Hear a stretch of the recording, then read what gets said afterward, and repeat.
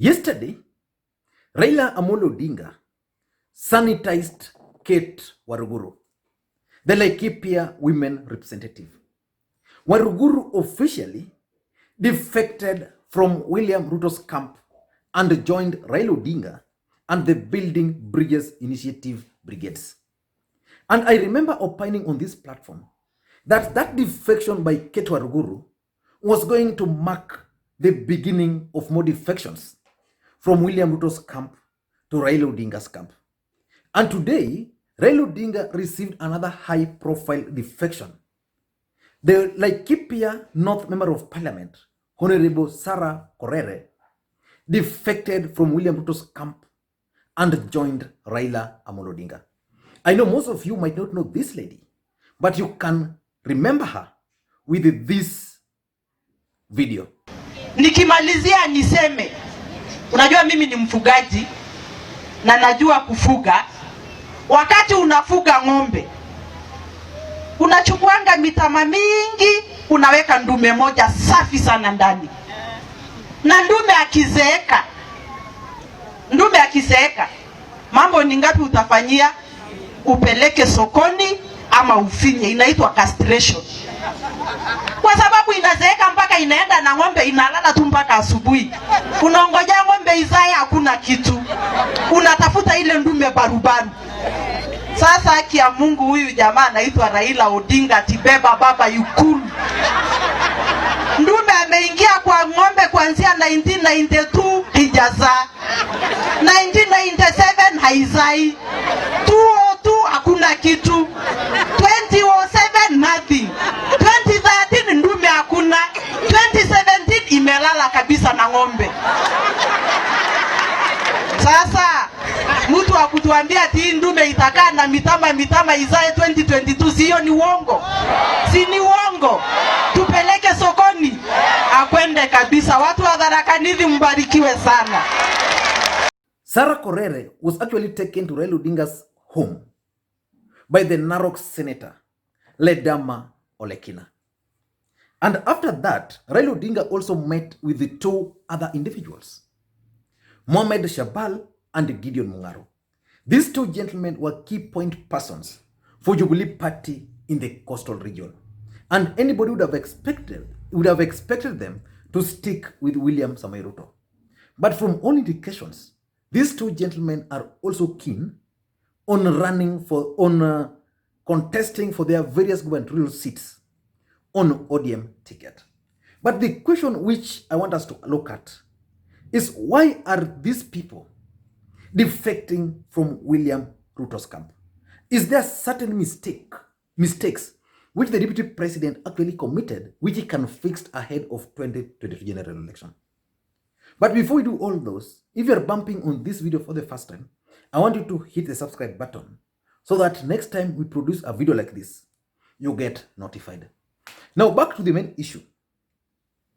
When Raila Odinga and Uhuru Kenyatta had the handshake, it was clear that the politics of this country was going to change completely. Because by that time, William Ruto had started his early campaigns. He had actually raided ODM and poached Aisha Jumwa and others. And William Ruto was controlling central Kenya. Then something began in a very simple way, the Kieleweke movement. And the first person I remember who defected was actually the Murang'a women rep, Sabina Chege. But the defection from William Ruto's camp of Kate Waruguru actually caught me by surprise. And the mere fact that Kate Waruguru was accompanied to the meeting with Raila Odinga, she was actually accompanied by Junet Mohammed, explained a lot to me. But is there any mistakes which the deputy president committed, politically speaking, and why these people are actually defecting? In my view, the deputy president played his politics so well, but he forgot so many things. The first thing I think is ideology. When the deputy president began the journey of campaigning for 2022, he forgot that he needed to rally the people around him around ideology, issues, so that if you meet someone supporting the deputy president and you ask him what the deputy president stood for, they can take 5 minutes or even 10 minutes explaining to you why they are supporting the deputy president. So the deputy president allowed most of these people to join his bandwagon without an issue around them. For example, I would have expected the Maasais who are around the deputy president to support the deputy president because of a specific issue about the Maasai. I want to give you an example. The reason why the people of the coastal region have always stood with Raila Odinga is the fact that they believe Raila Odinga can help them address the land issue or the land equation at the coast. The deputy president forgot all those. What he did, he just brought everybody on board. And instead of rallying them around an ideology or around an issue, he didn't do that.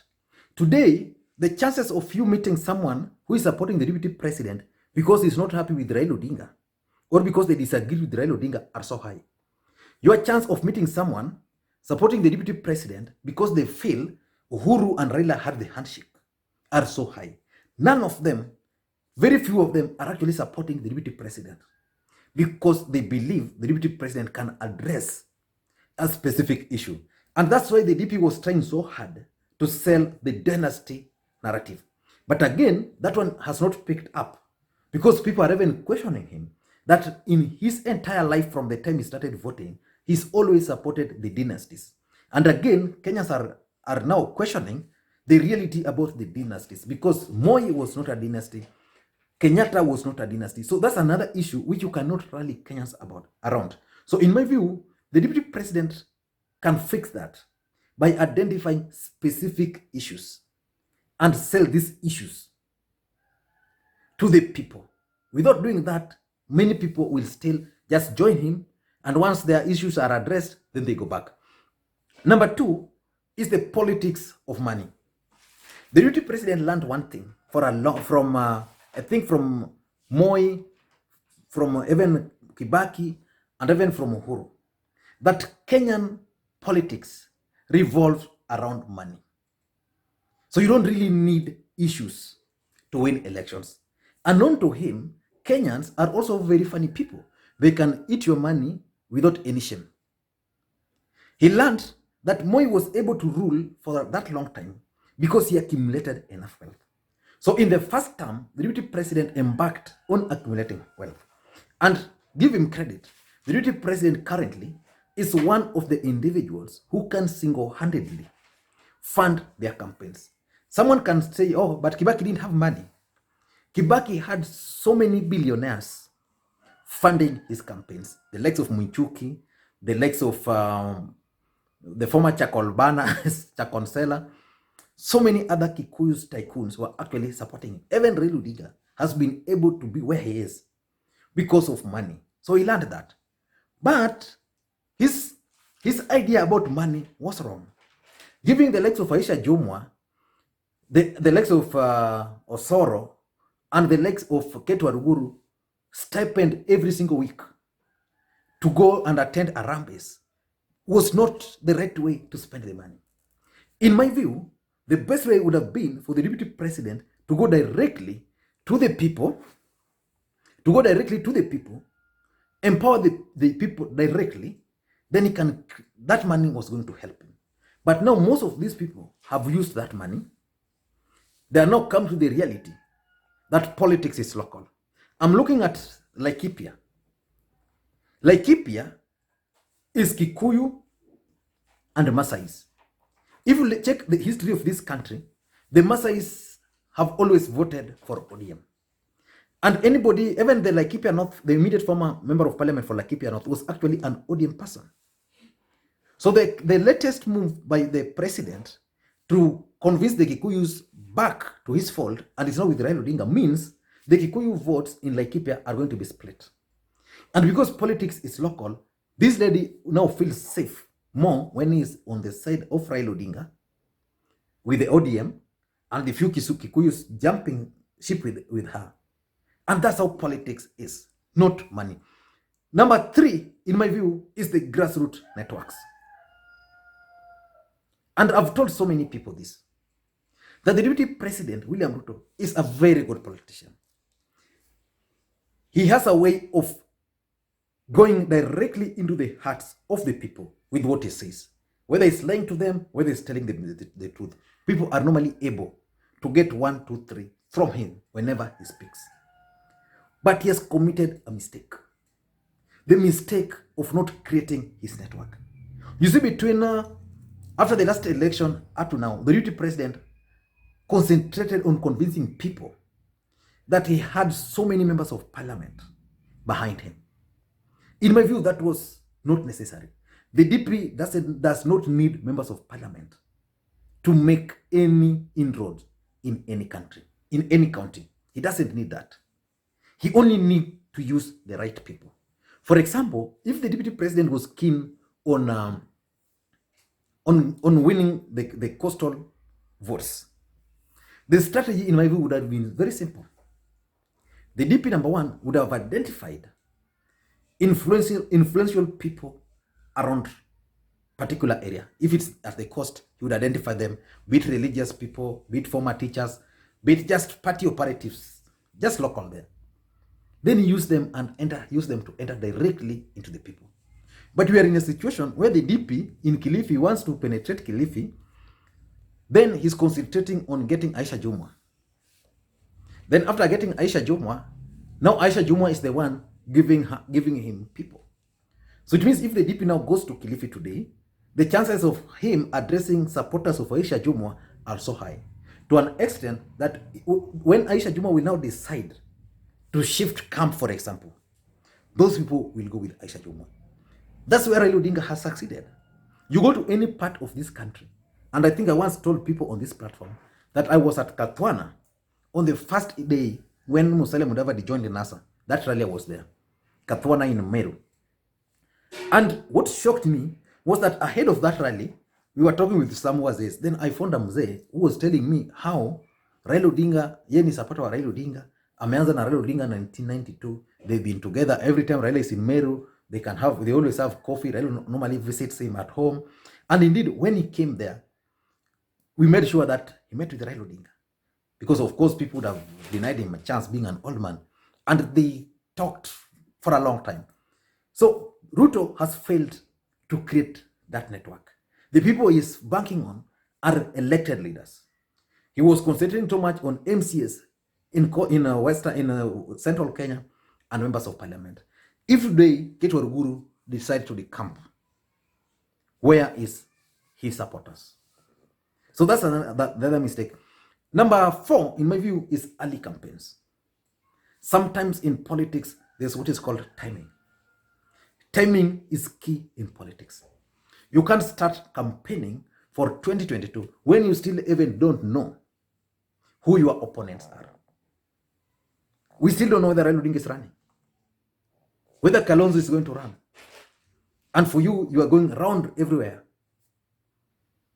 throwing insults here, abusing Kalonzo the other day, Wetangula you abuse, you go the other side, you abuse every other person. Yet, you still don't have opponents.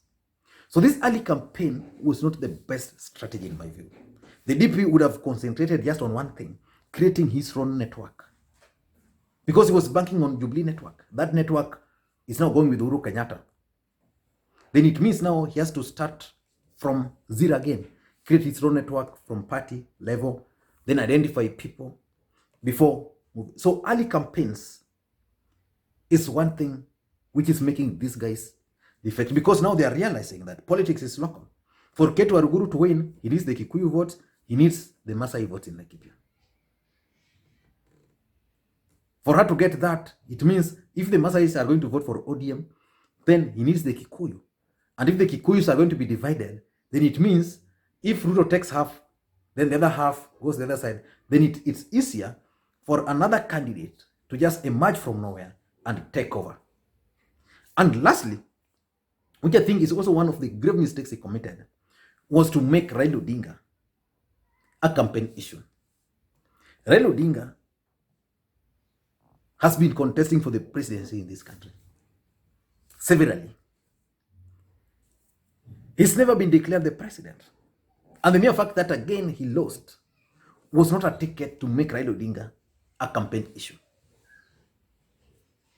He made Raila Odinga campaign issue to an extent that the likes of Sarah Kerere and the Laikipia women rep, Ketu Aruguru, were insulting and abusing Raila Odinga every single day. And during all that time, Raila Odinga even never responded to any of those. So I think now these MPs are feeling guilty.